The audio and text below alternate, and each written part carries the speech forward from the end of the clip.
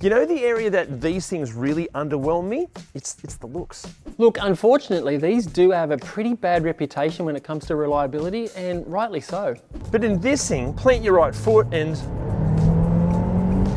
Jesus, yeah, okay. Okay, if you listen to the critics, this thing is just a cheap torque steering mess of a car that's ready to blow its turbo or timing chain off as soon as it possibly can. But if you listen to the fans, this is easily one of the best value for money hot hatches that money can buy. So who's right and who's wrong? What actually does go wrong with these? What do you need to watch out for? How are they aging? What do they like to drive and live with? And should you actually ever buy one? But before we answer all of those questions and so many more, there's some critical stuff that you need to know, like what this even is. Now, if you're watching this from Australia or the UK, this is a Mazda 3 MPS. If you're watching this from Japan, it is the Mazda Speed Axelar.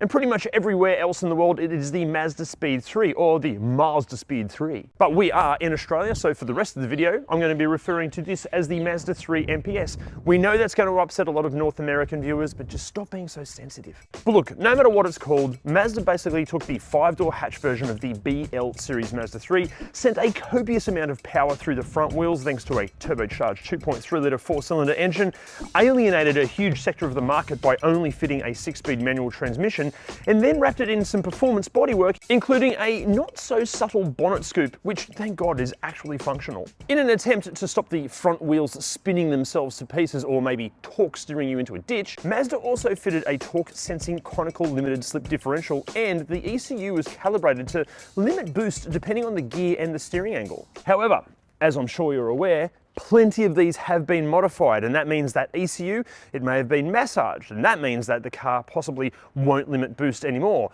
And that can bring with it a host of issues, which we'll obviously cover in the mechanical what goes wrong with this thing soon. Aside from choosing to buy a modified example or just keeping the standard, the other choices that you might have to make will be between buying the standard MPS or the MPS luxury spec, and if it's a pre or post update example. Now we'll get into what that luxury spec offers when we get inside, but the update, it stiffened the entire structure and it improved the levels of refinement. Now pricing, it currently ranges from about $10,000 to $20,000 on the used market, but this puts it right amongst a trio of other very tempting front-wheel drive 5-door hot hatches. Volkswagen Golf GTI, Ford Focus ST or XR5 Turbo, and the stunning Alfa Romeo Giulietta QV, all of which, except the ST, we have made full review videos of, and links are below. Now, let me show you how you can potentially save some serious cash if you're buying any of these cars. It's by hitting the driver link down below. Driver exists to get you the very best possible finance package from a whole host of different lenders.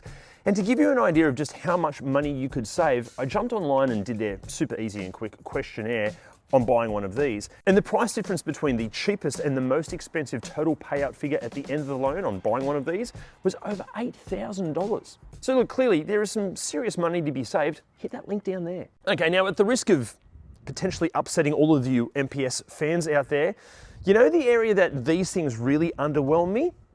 It's the looks. See, with the previous BK generation, I love the way they look. They're small and athletic. I feel like this has just grown a bit too much, almost like it's a bit bloated. And I think the issue is, as much as we love a bonnet scoop, because the bonnet scoop is so far forward, it has to be, and also quite pronounced here, I feel like it just throws the overall proportions out a little bit. Also, I feel like it's a bit underwheeled in wheel size. Plus, the whole big grinning front grille thing certainly doesn't help either. Also, I don't know if this Mazda design language is aging all that well. Maybe one day it will become retro cool, a bit like a Ford AU Falcon, but right now, look, it's not ugly by any means, but it's certainly no supermodel.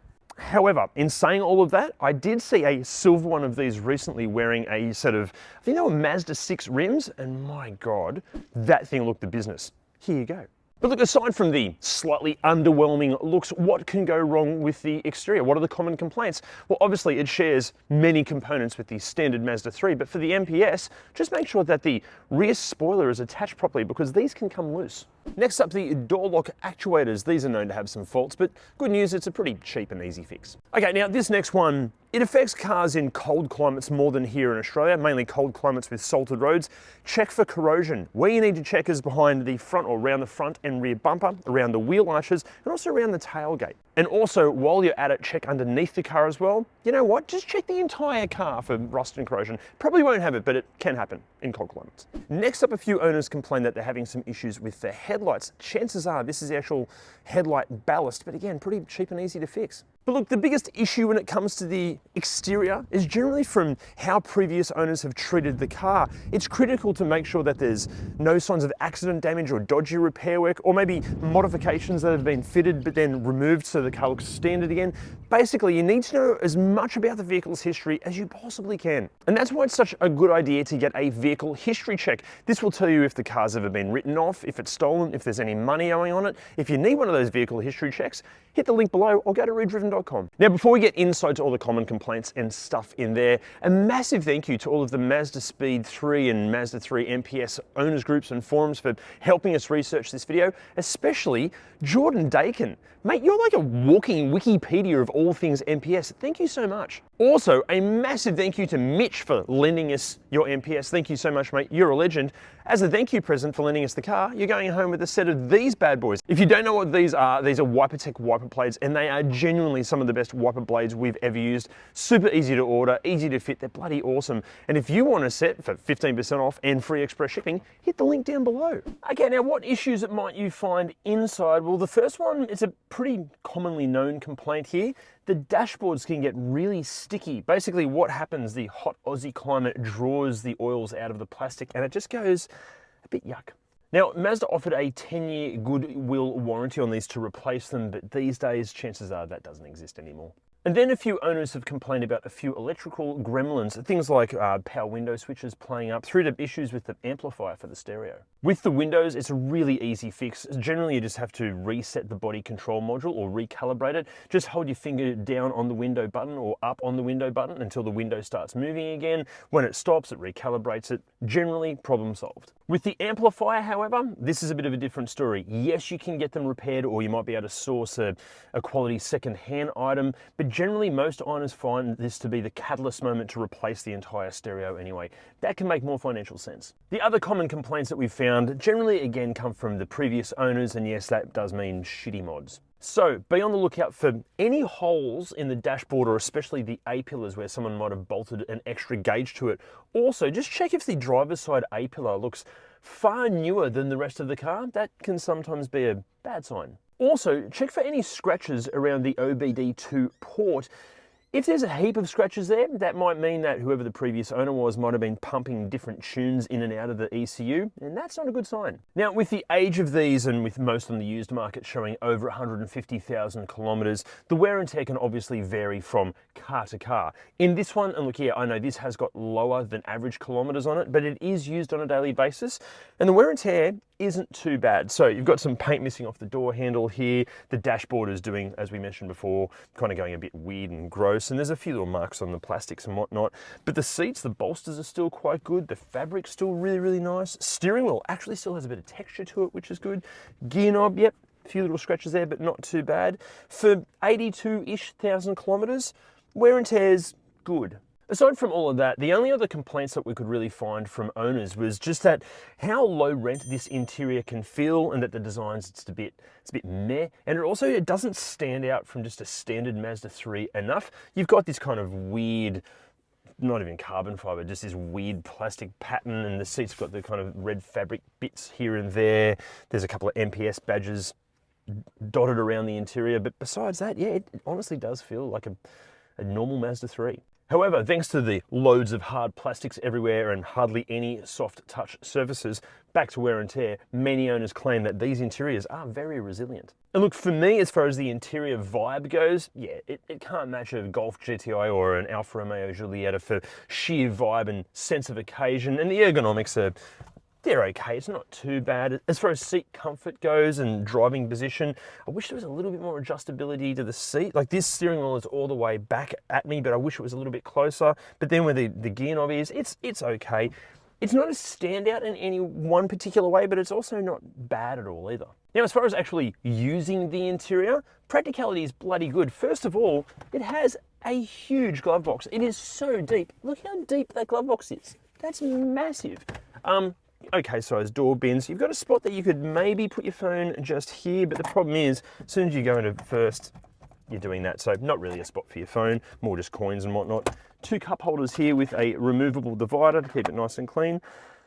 They're a little bit large for a small pretentious coffee, I will admit. Like I love a Ristretto, but that's a bit big for that. You've also got a slidey armrest, and underneath that you've got another cubby bin here with a removable tray and an auxiliary in and a little power outlet there. Obviously another door bin there. Little shelf down here, spot for sunglasses there, and that's it. Nothing under the seats, nothing else hiding anywhere.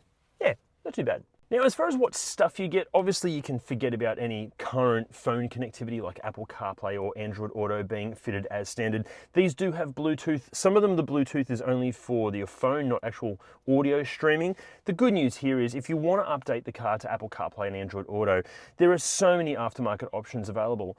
Just do me a favor, get one with the really nice looking fascia. In fact, if you get a really high quality unit with the right fascia, it can make the whole interior feel so much more modern than it is. If you go to a cheap aftermarket head unit screen and a crappy fascia, it just makes the whole interior feel very, very low rent. Just get good stuff. Plus, if you update this, it means you can then fit a reverse parking camera, parking sensors, and extra USB ports, all of which this car missed out on from the factory. But aside from that, as far as what other standard features you get, it's all the expected stuff: dual zone climate control, power pretty much everything, and all of this and more. I should also mention, up until 2012, you had the option of getting the MPS Luxury, which this car actually is. The Luxury was further equipped with a 242-watt 10-speaker Bose sound system, directional bi-xenon automatic headlights, rain-sensing wipers, and auto-dimming rear-view mirror. However, post-2011, well, all MPSs get this stuff, plus a few extra aesthetic highlights. And then from 2012, the levels of tech were increased, and again, there are some minor aesthetic changes. Now, look, obviously, we don't expect you to remember all of this stuff, so instead, to make it easy, we've listed everything on the free Mazda 3 MPS cheat sheet at redriven.com. Think of it as the ultimate used MPS buyer's guide. Now, did you know that while many people seem to think that the initials MPS stands for Mazda Performance Series, it actually stands for Mick Fleetwood, Peter Green, and Stevie Nicks, because the designer of this car, Hassip Gergen, had heard of Fleetwood Mac when he was designing it, and he wanted to pay tribute to the early members of the band. Coincidentally, drummer Mick Fleetwood is exactly 7 centimeters taller than me. This is in my driving position, and it's interesting. I've got to do the full OnlyFans style leg spread to get my legs in because they're squished up against the back of the seat. And just with the angle of the seat and the angle here and all the dark materials, it actually does feel a bit claustrophobic. Windows are a good size. The seats themselves are comfortable, but it's just honestly not the best back seat I've ever been in. One thing that is excellent is the amount of wear and tear back here. Obviously, again, every Mazda 3 MPS is going to be different, but in this one, honestly feels like a new car. Even the leather is super supple and yeah, really nice wear and tear, just not that comfortable. As far as features and practicality in the back seat, yeah, not a whole lot. Uno map pocket, you've got kind of door bins down here, but they're near impossible to get to, and there's a pull down armrest with 2 cup holders, and that is it. And as far as space in the boot goes, this is why we love hot hatches. Great practicality and pretty good size here as well. Hardly any load lip. The actual aperture is really large for opening, and the seats, they do fold. You can't really see because of this plastic bloody thing here, but they do fold flat. Now, while we're talking about sensible stuff, let's talk safety features. But to make this section of the video more entertaining, how about I do this next voiceover in the same way that many of these cars find themselves going when they need their safety features. That's backwards and very, very fast. Slow bit of the law, and Mr. Sloshnik and Shashnik of Sada, had the Schneems done, so the middle of the Schnees, the like this enough, and it's near certain, this enough, this cat, or Schnicky, the bits, and still, this is the careful, she's so fear, and still, say, yes, get a bit, it's snooping, it's skinny, yes. Okay, it's a common complaints and faults with the driving experience, and first up, as is very well documented, the big complaint is torque steer. But if anyone out there is complaining about this, I'm sorry, you're wrong. See, the issue I have with so many modern hot hatches is that they've just become, they're way too easy to drive. Take something like a Volkswagen Golf R or a GCI. You plant your right foot, all of the electronics do the heavy lifting, and they just catapult you at the scenery. But plant your right foot in this thing, and it's almost like you're trying to control a wild horse, and that's what a hot hatch should offer. The sensible part of a hot hatch is the practicality and usability it offers, but then it should offer this alter ego, and I love that this car offers the full Jekyll and Hyde personality thing. I also love that it feels nowhere near as refined as much of the competition. I love that it does struggle for traction all the time. And I love that it feels genuinely old school and honestly a bit unhinged, because all of that gives it just so much character.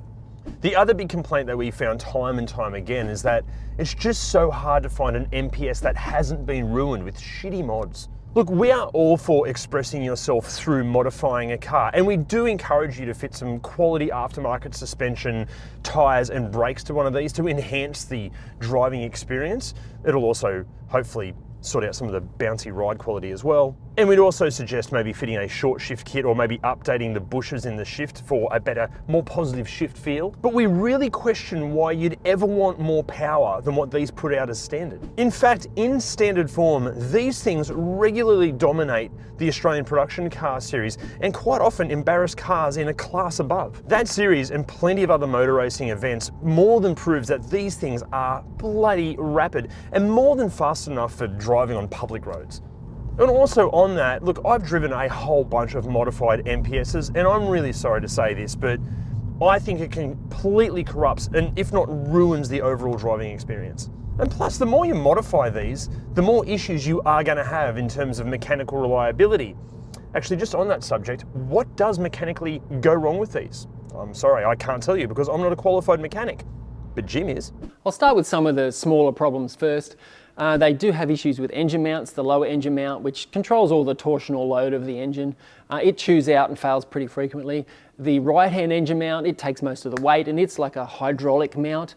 Now, they fail frequently, and that's actually just a standard Mazda 3 problem. When they do fail, it just makes the car vibrate and feel terrible.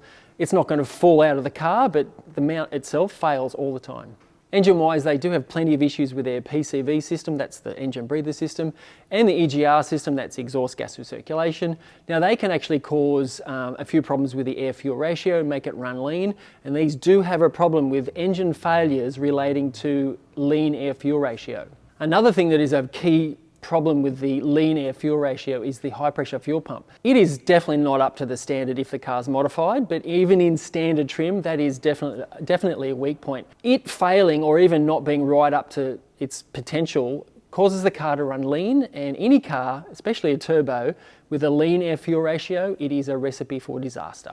Another common problem on these is the variable valve timing solenoid. Sometimes it actually breaks off in there, and if you're lucky, the bits just end up in the sump without too much of a problem. But more often than not, those bits just fall into the timing chain and just mangles the whole timing chain, and it's game over in terms of the engine. And speaking of the timing chains, they are a big Achilles heel with this engine. That they stretch, the guides break, and the variable valve timing gear itself fails, and all of those contribute to just a big failure, and it destroys the engine. If it is coming, quite often you'll hear it rattling, but there are cases where the gear or the variable valve timing solenoid just breaks off and the whole thing just fails fairly suddenly and without warning. The turbos on these, that's another big one.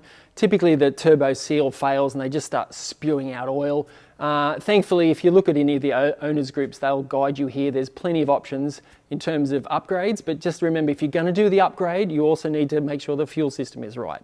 Goes hand in hand here. Look, aside from the engine, they do have some issues with the transmission selector seal.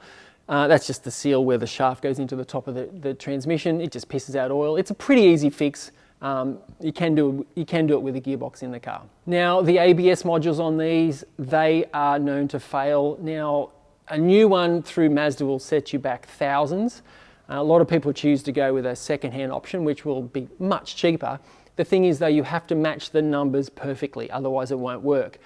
And because it's not a really common car, they are actually hard to find the right ABS control module. So if you can find one, it's cheaper, but good luck finding one. Look, arguably one of the biggest problems you're going to have with this car, unfortunately from the previous owner, a lot of these are somewhat modified and they are quite good at making good power. And I know Adam touched on this. The thing is with this car, why you would want to put more power in it is just beyond me. I mean, they already struggle with traction as it is, and torque steer is a problem as well. So more power definitely is not necessarily going to make these a better car. Look, I know all those problems I mentioned did sound like they're a terrible car, but the reality is not all of those problems happen to all of the cars. There are plenty of owners out there that just love these and have never had a problem, but unfortunately, a lot of these problems are very real, so you're going to have to be careful for that.